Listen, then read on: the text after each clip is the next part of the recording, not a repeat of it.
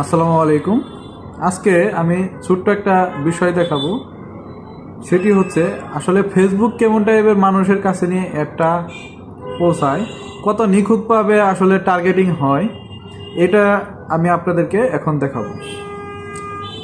এখন আমি কম্পিউটার স্ক্রিনে আছি, আপনারা দেখতে পাচ্ছেন। এখানে যদি আমরা কাস্টমারের কুরিয়ার হিস্টোরি চেক করি, তাহলে আমরা এই যে ক্লিক করি, দেখেন এখানে কাস্টমারের সাকসেস রেটটা দেখেন।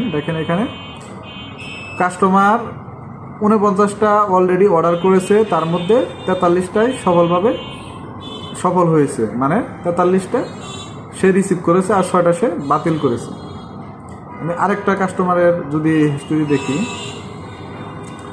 এটা দেখি, এটার মধ্যে দেখা যাচ্ছে যে 13টা রিসিভ করছে, 13টি অর্ডার করছে, তার মধ্যে 8টা সফল হয়েছে, 5টা সে রিসিভ করে নাই।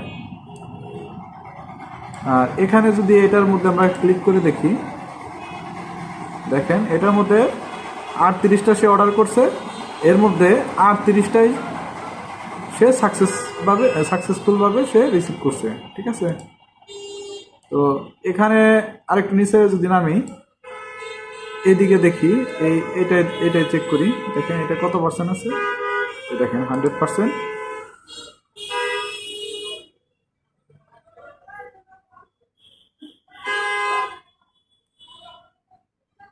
দেখেন এটার মধ্যে সে 6টা অর্ডার করছিল, 6টাই সে রিসিভ করছে।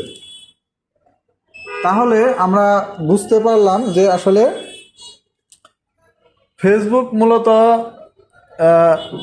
এমনভাবে টার্গেট করে, একদম নিখুঁতভাবে বর্তমানে ফেসবুক টার্গেট করতেছে, একদম যে প্রোডাক্ট যে অডিয়েন্সের কাছে মানে দেওয়া প্রয়োজন সেই অডিয়েন্সের কাছে দিতেছে।